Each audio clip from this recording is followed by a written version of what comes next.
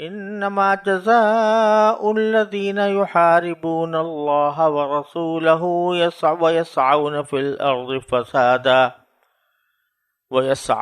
الأرض فسادا أن يقتلوا أو يصلبوا أو تقطع أيديهم وأرجلهم من خلاف أو ينفوا من الأرض ذلك لهم خزي في الدنيا ولهم في الآخرة عذاب عظيم إلا الذين تابوا من قبل أن تقدروا عليهم فاعلموا أن الله غفور رحيم يا أيها الذين آمنوا اتقوا الله وابتغوا إليه الوسيلة وجاهدوا في سبيله لعلكم تفلحون إن الذين كفروا لو أن لهم ما في الأرض جميعا ومثله معه ليفتدوا به من عذاب يوم القيامة ما تقبل منهم ولهم عذاب أليم يريدون أن يخرجوا من النار وما هم بخارجين منها ولهم عذاب مقيم۔ ان آیات کا ترجمہ یہ ہے، جو لوگ اللہ اور اس کے رسول سے لڑائی کرتے اور زمین میں فساد مچاتے پھرتے ہیں، ان کی سزا یہی ہے کہ انہیں قتل کر دیا جائے یا سولی پر چڑھا دیا جائے یا ان کے ہاتھ پاؤں مخالف سمتوں سے کاٹ ڈالے جائیں یا انہیں زمین سے دور کر دیا جائے۔ یہ تو دنیا میں ان کی رسوائی ہے اور آخرت میں ان کے لیے زبردست عذاب ہے۔ ہاں، وہ لوگ اس سے مستثنا ہیں جو تمہارے ان کو قابو میں لانے سے پہلے ہی توبہ کر لیں۔ ایسی صورت میں یہ جان رکھو کہ اللہ بہت بخشنے والا، بڑا مہربان ہے۔ اے ایمان والو، اللہ سے ڈرو اور اس تک پہنچنے کے لیے وسیلہ تلاش کرو اور اس کے راستے میں جہاد کرو۔ امید ہے کہ تمہیں فلاح حاصل ہوگی۔ یقین رکھو کہ جن لوگوں نے کفر اپنا لیا ہے، اگر زمین میں جتنی چیزیں ہیں وہ سب ان کے پاس ہوں اور اتنی ہی اور بھی ہوں، تاکہ وہ قیامت کے دن کے عذاب سے بچنے کے لیے وہ سب فدیہ میں پیش کر دیں، تب بھی ان کی یہ پیشکش قبول نہیں کی جائے گی اور ان کو دردناک عذاب ہوگا۔ وہ چاہیں گے کہ آگ سے نکل جائیں، حالانکہ وہ اس سے نکلنے والے نہیں ہیں، اور ان کو ایسا عذاب ہوگا جو قائم رہے گا۔ پچھلی آیات میں اللہ تبارک و تعالیٰ نے حضرت آدم علیہ السلام کے 2 بیٹوں کا تذکرہ فرمایا تھا کہ کس طرح قابیل نے اپنے بھائی حابیل کو قتل کیا اور قتل ناحق کی بنیاد ڈالی۔ اب اسی سلسلے میں اللہ تبارک و تعالیٰ ایک عام حکم بیان فرماتے ہیں ان لوگوں کا جو قتل و غارت گری کے عادی ہیں اور انسانی جان کا کوئی احترام ان کے دلوں میں نہیں ہے، تو ان کا تذکرہ فرماتے ہوئے اللہ تبارک و تعالیٰ نے یہ بتایا کہ اگر وہ مسلمانوں کے یعنی مسلمان حکومت کے قابو میں آ جائیں تو ان کا کیا انجام ہونا چاہیے، ان کی کیا سزا ہونی چاہیے۔ لفظ جو استعمال فرمایا ہے قرآن کریم نے یہاں پر وہ یہ ہے کہ جو لوگ اللہ سے اور اس کے رسول سے لڑائی کرتے ہیں، انما جزاء الذین یحاربون اللہ ورسولہ، ایک صفت تو ان کی بیان فرمائی کہ اللہ اس کے رسول سے لڑائی کرتے ہیں، جنگ کرتے ہیں، اور دوسری صفت یہ بیان فرمائی کہ یسعون فی الارض فسادا، اور زمین میں فساد مچاتے پھرتے ہیں۔ یہ 2 صفتوں جن کی ہیں تو ان کی سزا یہ ہے جو آگے بیان ہوئی ہے کہ قتل کیا جائے یا سولی چڑھایا جائے وغیرہ۔ اب یہ کون مراد ہے اس سے؟ اللہ رسول سے جنگ کرنے والے کون ہیں اور زمین میں فساد پھیلانے والے کون ہیں؟ اس میں بعض حضرات مفسرین نے تو یہ فرمایا کہ اس سے مراد وہ لوگ ہیں جو کہ اسلامی حکومت سے برسر جنگ ہوں، جو اسلامی حکومت سے کے خلاف جنگ کر رہے ہوں، چاہے وہ کافر ہوں اور چاہے باغی ہوں، اسلامی حکومت قائم ہے اور کوئی اس سے بغاوت کرتا ہے تو ان کے لیے سزائیں بتائی گئی ہیں.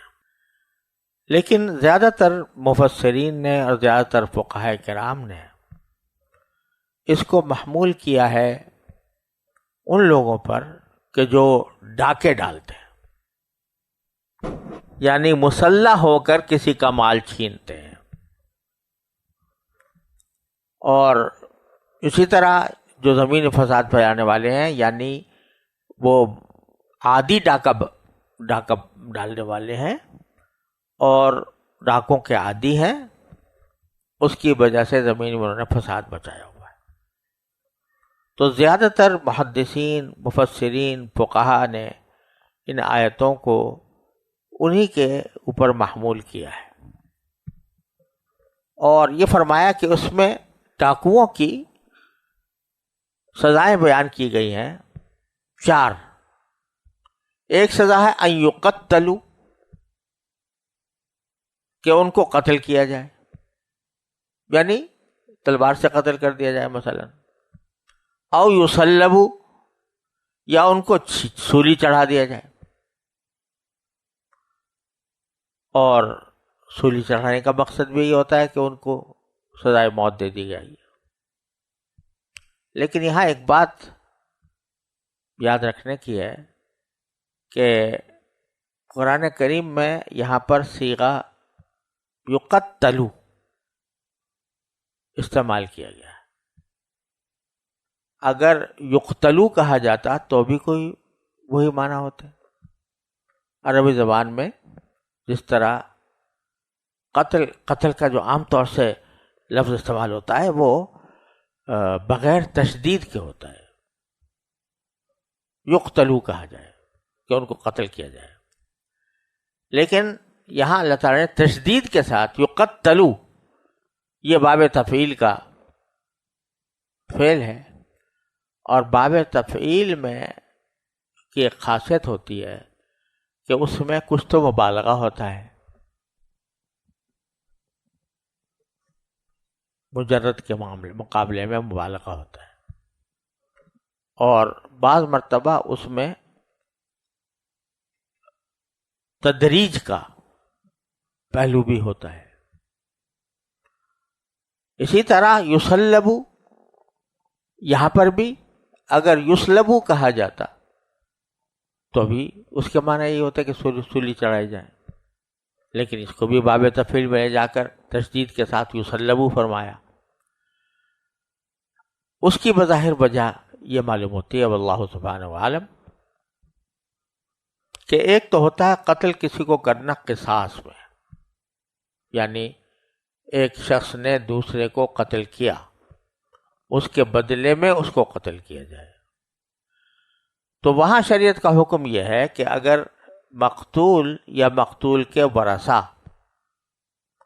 اپنے قاتل کو معاف کر دیں، معاف ہو جائے گا، پھر اس کو قتل نہیں کیا جائے گا، اس کی قتل کی سزا ختم ہو جائے گی کیونکہ وارثوں نے معاف کر دیا. لیکن یہاں جو قتل کرنے کا حکم ہے ڈاکے والے کو، تو یہ حکم بطور حد ہے، بطور قصاص نہیں ہے. بطور حد ہونے کا نتیجہ یہ ہے کہ اگر جس کے اوپر ڈاکہ ڈالا گیا وہ معاف بھی کر دے کہ جی معاف کرتا ہوں میں، چھوڑ دیں ان کو، آپ قتل نہ کریں، تو بھی قتل کیا جائے گا. تو یہ مبالغہ ہے اس میں، قتل کے بجائے یقتلوا. اسی طرح پھانسی کے اندر یا اس میں سولی کے اندر بھی یہی بات کہی گئی ہے. فرض کرو اگر کسی کو سولی دی جا رہی ہو قصاصاً، تو اس صورت میں اس کے ورثہ اگر کہیں کہ میں معاف کرتا ہوں، ہم معاف کرتے ہیں، تو وہ معاف ہو جائے گی، سولی پہ نہیں چڑھایا جائے گا. لیکن یہاں ڈاکے کی صورت میں ان کو جو سزا ہوگی سولی پر چڑھانے کی وہ لازمی ہوگی، وہ کسی کے معاف کرنے سے معاف نہیں ہوگی کیونکہ حد ہے. تو دوسری سزا یہ بیان. تیسری سزا ہے تقطع ایدیہم وارجلہم من خلاف، کہ ان کے ہاتھ اور پاؤں مخالف سمتوں سے کاٹ دیے جائیں. یعنی دایاں ہاتھ کاٹا تو بایاں پاؤں، اور بایاں ہاتھ کاٹا تو دایاں پاؤں. یہ تیسری سزا. اور چوتھی سزا او ينفوا من الارض، زمین سے ان کو دور کر دیا جائے۔ اس کے معنی بعض فقہا نے یہ لیے ہیں کہ ان کو جلا وطن کر دیا جائے، اور بعض حضرات نے اس کے معنی یہ لیے ہیں کہ ان کو قید رکھا جائے۔ حنفیہ کے نزدیک یہ دوسرے معنی معتبر ہے۔ اب یہ جو 4 سزائیں ہیں، فقہاء کرام خاص طور سے حنفیہ، امام ابو حنیفہ رحمۃ اللہ علیہ، حضرت امام ابو حنیفہ رحمۃ اللہ علیہ نے بھی اسی کو اختیار فرمایا ہے کہ یہ 4 سزائیں 4 مختلف حالتوں سے متعلق ہیں۔ ویسے تو یہاں پر یوں کہا گیا ہے کہ یا تو قتل کیا جائے، یا سولی دی جائے، یا ہاتھ پاؤں کاٹے جائیں، یا ان کو زمین سے دور کر دیا جائے۔ تو ان میں بعض حضرات نے، بعض فقہا نے اس کو معنی یہ سمجھے ہیں کہ اس سے یہ معنی سمجھے ہیں کہ ڈاکے والوں کے بارے میں جو قاضی ہے یا امام ہے یا امیر ہے، اس کو 4 سزاؤں میں سے کوئی بھی جاری کرنے کا حق حاصل ہے۔ وہ حالات کو دیکھے، جرم کی کیفیت کو دیکھے، اور اس کے مطابق ان میں سے جو سزا مناسب سمجھ رہا ہے حالات مقدمہ کے لحاظ سے، تو وہ سزا دے دے۔ لیکن حضرت امام ابو حنیفہ، امام شافعی وغیرہ وہ یہ کہتے ہیں کہ نہیں، یہ 4 سزائیں 4 مختلف جرموں کے لیے ہیں۔ کیا مطلب؟ کہ اس وقت جب کہ کسی نے کسی کو قتل بھی کیا اور مال بھی لوٹا تو اس کو سولی چڑھایا جائے گا۔ اگر قتل کیا، مال نہیں لوٹا تو قتل کیا جائے گا، لیکن اگر قتل بھی کیا اور مال بھی لوٹا تو اس کو سولی چڑھایا جائے گا۔ اور اسی طرح جس نے صرف قتل کیا، مال نہیں لوٹا، تو اس کو قتل کیا جائے گا، سولی نہیں چڑھایا جائے گا۔ اور جس نے کوئی قتل نہیں کیا، صرف مال لوٹا ہے، اس کے ہاتھ پاؤں مختلف اطراف سے کاٹے جائیں گے۔ اور جس نے قتل و غارت گری کچھ نہیں کیا، صرف لوگوں کو ڈرایا، جس سے لوگوں کو پریشانی لاحق ہوئی، اس کو جلا وطن کیا جائے یا قید میں رکھ دیا جائے۔ اور یہ حکم 4 قسم کے حکم 4 مختلف صورتوں کے لیے دیے گئے ہیں۔ البتہ اللہ تبارک و تعالی نے آگے یہ ایک سہولت عطا فرما دی، یہ فرمایا کہ ذالک لہم خزی فی الدنیا ولہم فی الآخرۃ عذاب عظیم۔ پہلے تو یہ فرمایا کہ یہ ان کی رسوائی ہے دنیا میں، یہ سزائیں ان کی رسوائی کا موجب ہیں، اور آخرت میں ان کے لیے بڑا عذاب ہوگا ہی۔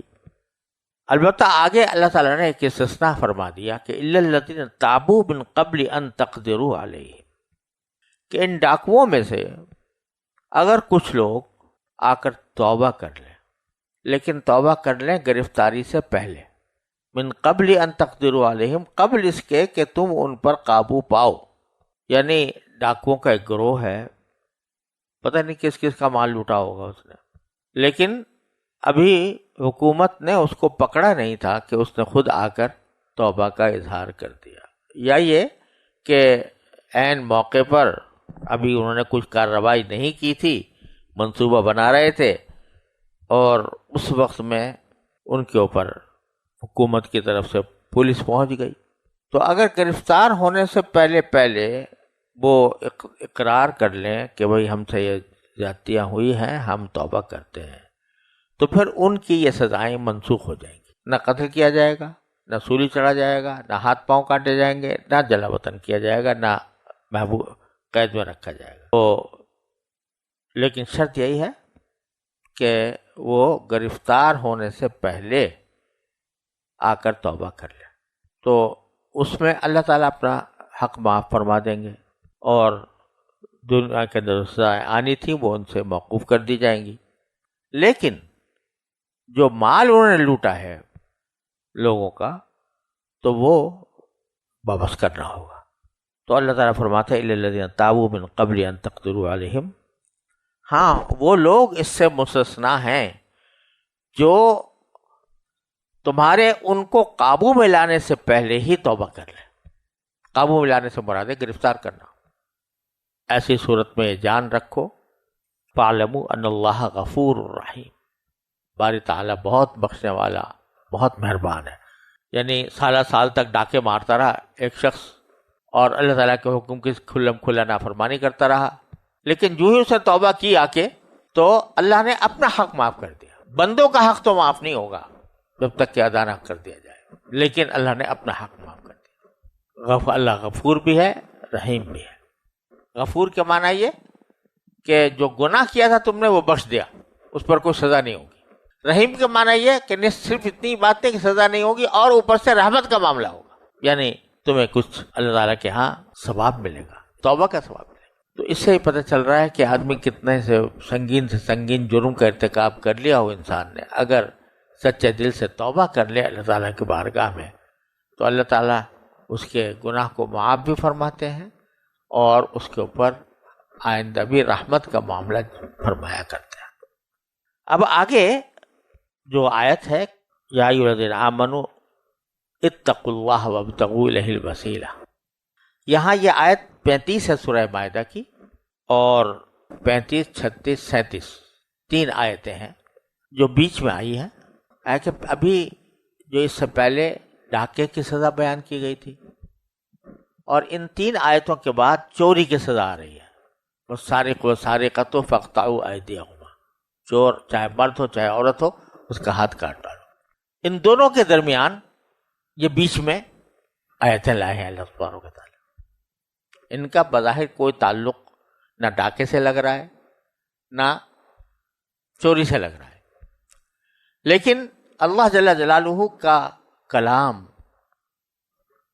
قرآن کریم کے اندر اس طرح ہوتا ہے کہ یہ بات نہیں ہے کہ بس ایک بات کی دھمکی دے دی اور کسی گناہ کے اوپر یا کسی ناجائز کام کے اوپر اللہ تعالیٰ نے دنیاوی سزا بتا دی کہ بھئی یہ دیکھو یہ کرو گے تو یہ سزا ملے گی، بلکہ جس طرح جہاں قانون بتاتے ہیں تو وہاں قانون کے ساتھ اس پر عمل کے لیے ترغیب بھی دیتے ہیں، اور جو اصل بنیاد ہے جرائم سے بچنے کی اس کی طرف متوجہ فرماتے ہیں. جرائم دنیا کے اندر جو ہوتے ہیں ان کے اسباب کیا ہوتے ہیں؟ بڑے بڑے فلاسفہ نے اس کے اوپر گفتگو کی ہے.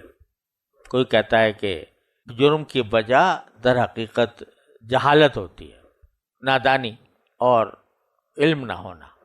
اگر یہ بات ہے تو پھر جن ملکوں میں تعلیم کی شرح 100% ہے تو وہاں تو جرم نہیں ہونا چاہیے تھا، اگر تعلیم سبب ہے، تعلیم سے جہالت سبب ہے تو.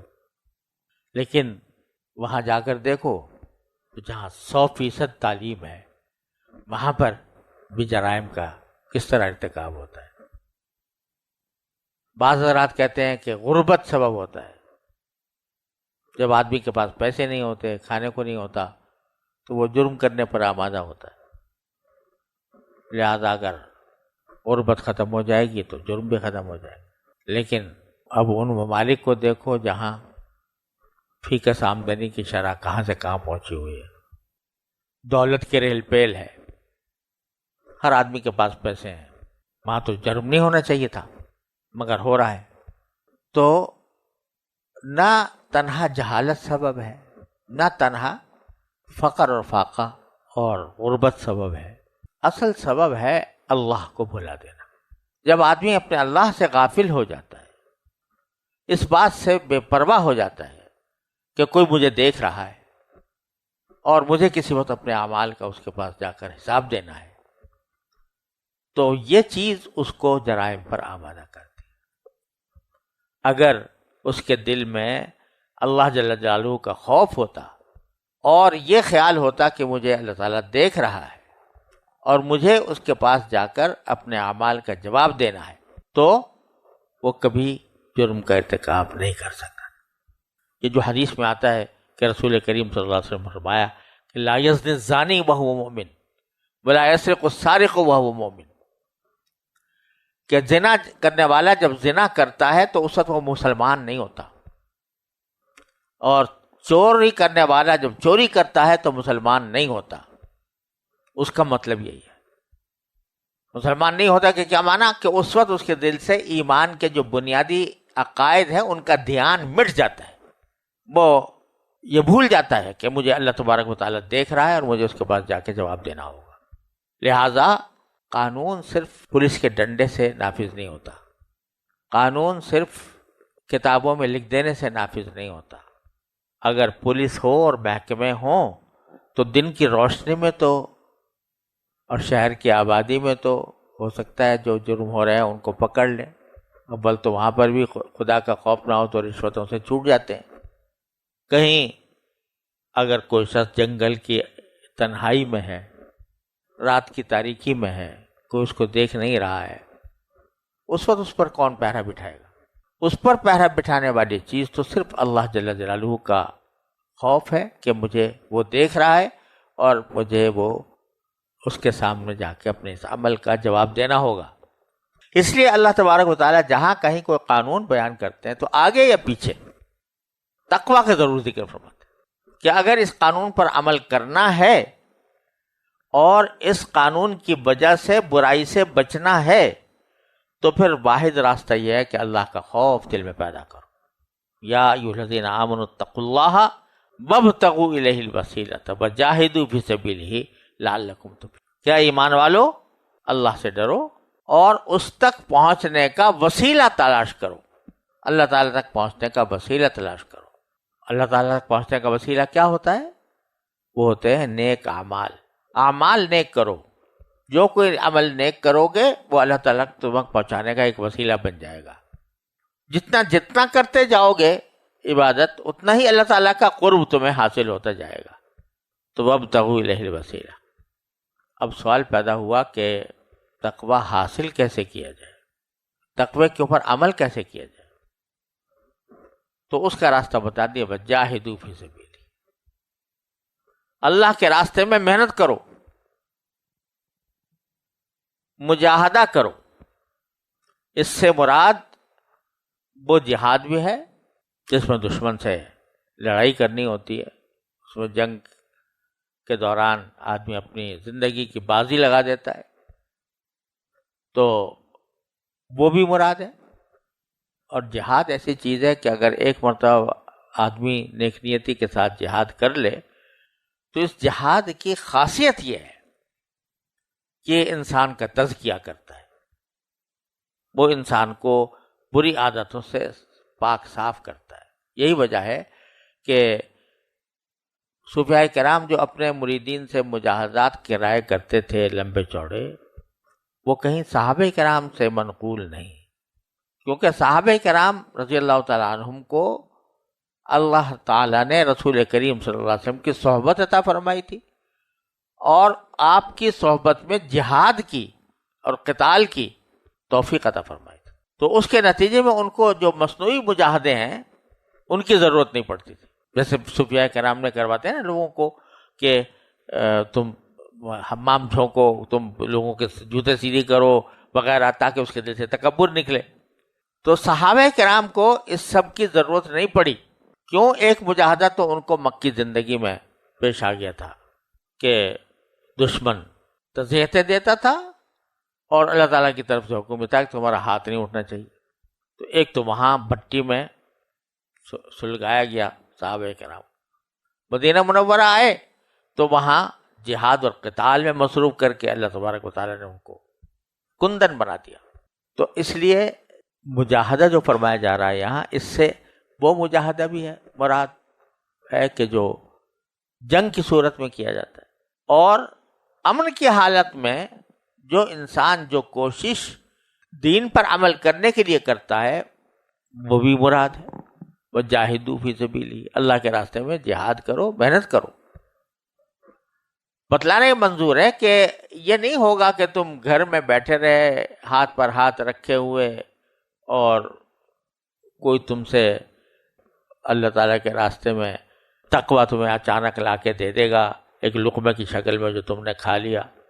نہیں، اس میں تھوڑی سی محنت کرنی ہوگی۔ محنت یہ کرنی ہوگی کہ جب کسی طاعت کی بجاوری میں، کسی عبادت کی انجام دہی میں سستی ہو رہی ہو تو بس یہ مجاہدے کا وقت ہے کہ اس سستی کا مقابلہ کر کے وہ کام کرو۔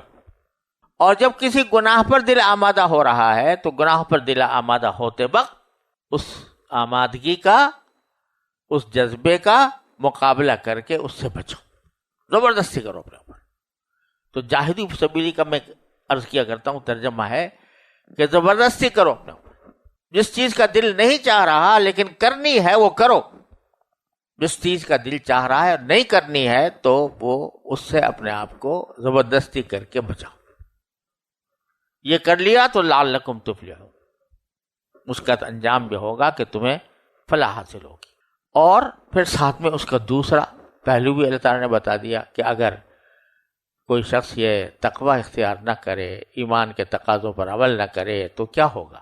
تو فرمایا ان الذین کفروا لو ان لهم ما فی الارض جميعا ومثله معه لیفتدوا به من عذاب یوم القیامۃ ما تقبل منهم۔ آخرت میں جو عذاب آنے والا ہے اس کی کیفیت یہ ہوگی کہ انسان اپنی ساری مال و دولت خرچ کر کے بھی اگر چاہے کہ میں اس عذاب سے بچ جاؤں تو نہیں بچ سکے گا۔ اس کے لیے اللہ تبارک و تعالیٰ فرماتے ہیں کہ جن کو یقین رکھو کہ جن لوگوں نے کفر اپنا لیا ہے، ان الذین کفروا لو ان لهم ما فی الارض جميعا، اگر زمین میں جتنی چیزیں ہیں وہ سب ان کے پاس ہوں، ساری دنیا کی دولت، اور ومثلہ معہ، اور اتنی ہی اور بھی ہوں، تاکہ وہ قیامت کے دن عذاب سے بچنے کے لیے وہ سب فدیہ میں پیش کر دیں، لیفتدوا به من عذاب یوم القیامہ، تو ما تقبل منہم، وہ ان سے قبول نہیں کیا جائے گا، ولہم عذاب علیم،